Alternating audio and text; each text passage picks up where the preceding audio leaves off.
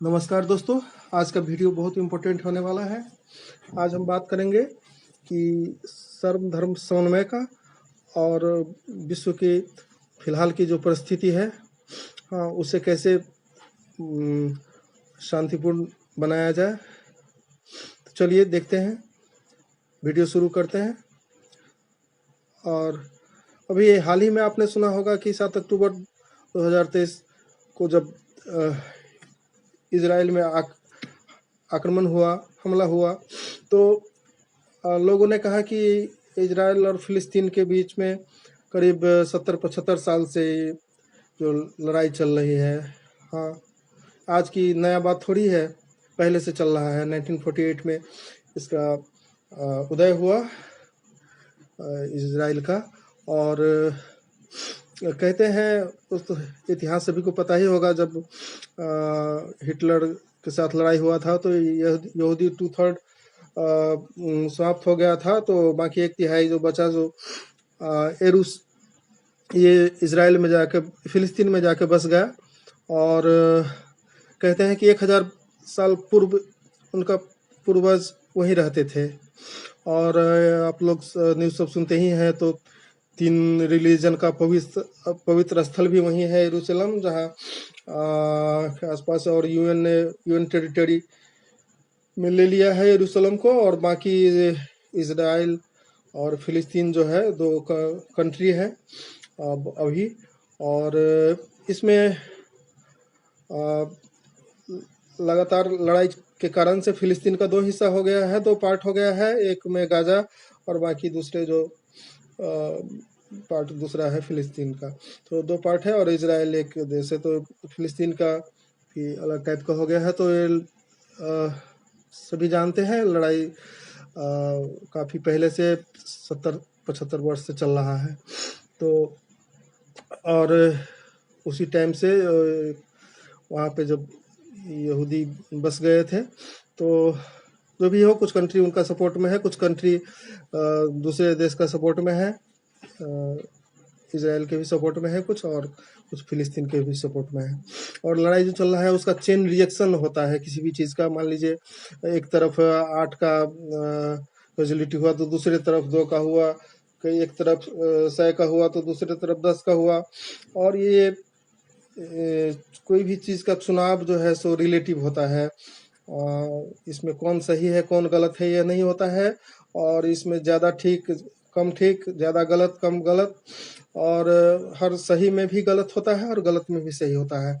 तो ये कहना, इस पे इसके अगर बुनियाद में देखें तो कहीं ना कहीं कंस्पिरेसी के तहत ये लोग फंस गए हैं। और पूरे वर्ल्ड में कहें तो 300 कंट्रीज़ है। तो एकदम ये है कि काफ़ी सारे कंट्री इसके भी सपोर्ट में है और उसके भी सपोर्ट में है।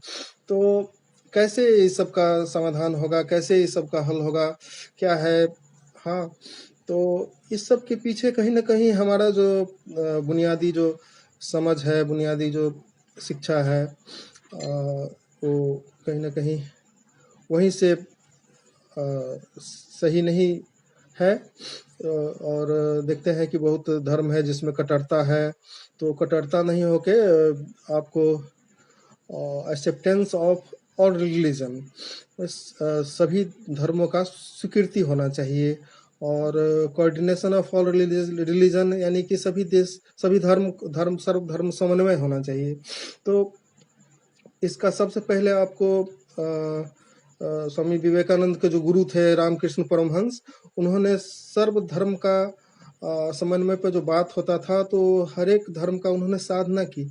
और साधना करके वो उसके मंजिल तक जो पहुँचे, साधना करके, तो सभी धर्म से देख लिया कि ये भी सही है, ये भी सत्य है, ये भी सत्य है। तब जाके उन्होंने सर्वधर्म समन्वय का शिक्षा विवेकानंद के माध्यम से दिलाया।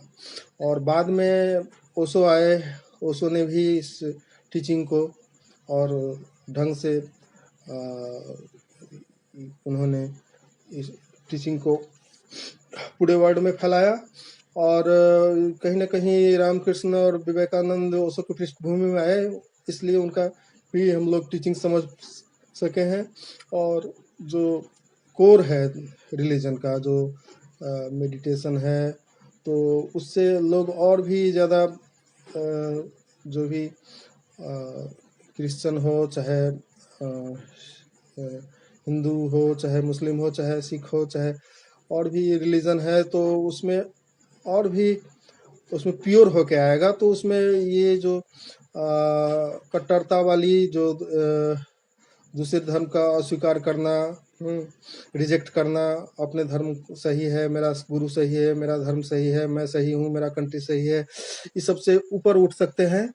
और इसके लिए हाँ, तो रामकृष्ण परमहंस जी का बहुत श्रेय जाता है, जिन्होंने ऐसा एक वाइब, एक हवा पैदा की, जो पूरे दुनिया को एक शिक्षा दे रही है। और उस पे हमें लौटना पड़ेगा।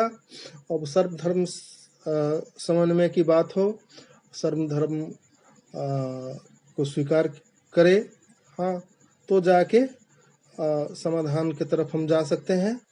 और ये कहीं न कहीं आपने पीछे देखा होगा कि 1 साल पहले भी यूक्रेन और रसिया के बीच में युद्ध हुआ था। तो अभी तक उसका कोई आउटपुट, कोई रिजल्ट नहीं निकलता है युद्ध में। और पृथ्वी पर बहुत सारे युद्ध सदियों से लड़ा जाता है। और जो युद्ध विराम होता है, जो उसके बाद आपको फिर युद्ध की तैयारी करते हैं लोग, लेकिन नाम दिया जाता है युद्ध विराम का। तो कहीं न कहीं हम गलत शिक्षण के कारण से ऐसा हो गए हैं। और हमें शांति की, हमें सद्भाव की, हमें प्रेम की, वन वर्ल्ड वन ह्यूमैनिटी, एक पृथ्वी और एक मनुष्यता, और इसकी हमें मतलब पूरा ये जो पृथ्वी है, हाँ, एक है। मनुष्य मनुष्य में कोई भेद नहीं है, कंट्री कंट्री में, राष्ट्र राष्ट्र में कोई भेद नहीं है। हाँ, ऐसा प्रेम भाव जागे और दूसरे को भी स्वीकार करे।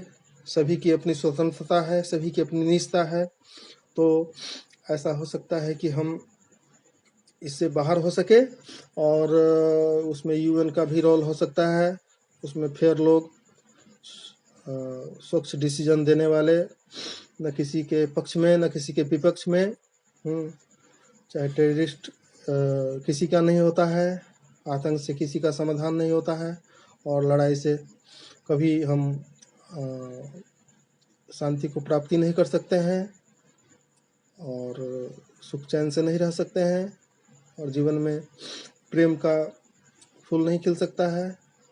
तो कहीं न कहीं हमें धर्म, हाँ, को स्वीकारना पड़ेगा। सर्वधर्म समन्वय, सर्वधर्म की कोऑर्डिनेशन होना पड़ेगा, हाँ, और उसकी स्वीकृति होना पड़ेगा। दूसरे को हम स्वीकार करते हैं तो हम अपना का पालन करेंगे, और दूसरे को स्वीकार नहीं करेंगे भी ठीक नहीं है। तो ये, और वैसे ही देश का भी है, हाँ, मेरा भी देश ठीक है तो और दूसरे का भी देश ठीक है, तो ये भी ज़रूरी है। वैसे ही अभी छोटी छोटी बातों पे लोग उलझ जाते हैं, मेरा जाति सही है, हाँ, और आर्यन मंगोलियन इस सब के पीछे लोग पड़े रहते हैं। तो इस सब से हमें बाहर होना होगा। पूरे मनुष्य जाति एक है, और पूरी पृथ्वी एक है। तो नया मनुष्य का उदय हो सकता है, और तभी दुनिया एक को बचाया जा सकेगा, और दुनिया, पृथ्वी स्वर्ग हो सकता है। और यही मेरा उद्देश्य है। हाँ, तो एक वीडियो आपको अच्छा लगा हो तो आप इसे लाइक करें, सब्सक्राइब करें, हाँ, कमेंट भी कर सकते हैं, और कमेंट का हम उसका